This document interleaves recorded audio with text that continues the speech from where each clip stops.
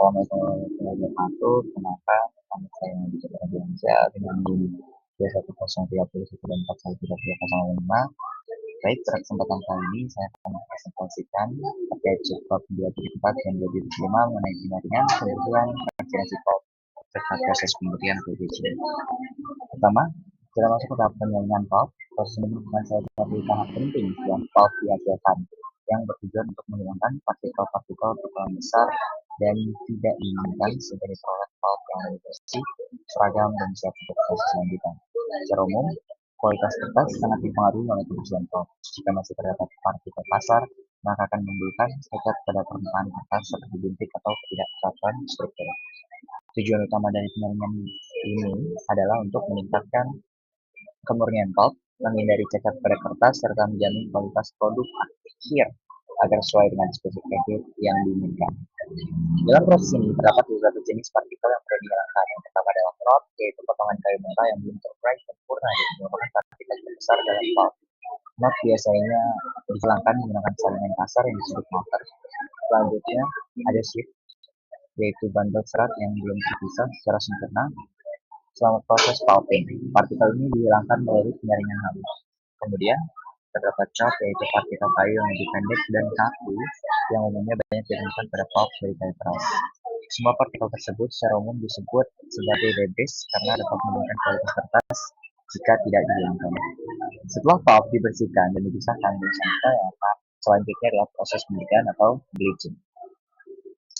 Kemudian pulp merupakan proses kimia yang bertujuan untuk meningkatkan pencerahan dan menghilangkan sisa lignin yang terdapat di dalam pulp.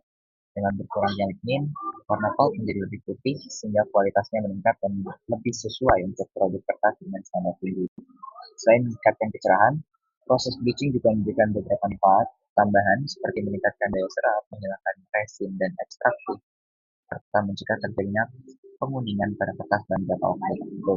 Pembersihan pulp secara umum menjadi dua jenis, yaitu pembersihan pulp kimia dan pulp mekanis. Pada pulp kimia, lignin benar-benar dihilangkan sehingga menghasilkan kecerahan yang tinggi dan efek yang lebih permanen. Sedangkan pada pulp mekanis, ini tidak dihilangkan, melainkan hanya diubah warnanya. Oleh karena itu, hasilnya tidak permanen dan kertas cenderung lebih mudah menguning seiring waktu. Ada beberapa faktor yang mempengaruhi kebersihan proses pembersihan, diantaranya adalah kandungan lignin sebagai faktor utama, jenis pulp yang digunakan, serta kondisi proses seperti suhu, pH, dan jenis bahan kimia yang digunakan. Proses bleaching sendiri dilakukan secara bertahap yang umumnya mengikuti tahap delignifikasi dan ekstraksi. Dalam praktiknya, proses ini bisa melibatkan beberapa tahap berulang untuk mencapai tingkat kecerahan yang diinginkan tanpa merusak struktur kertas. Beberapa bahan kimia yang umum digunakan dalam proses bleaching antara lain klorin, dioksida, hidrogen peroksida, ozon, dan pada metode lama digunakan klor. Namun saat ini, tren industri mulai beralih ke bahan kimia yang lebih ramah untuk menangani dampak dari pencemaran. Yang menarik, tingkat pencerahan yang tinggi sebenarnya bukan selalu menjadi tujuan utama, tapi lebih kepada kebutuhan produk akhir.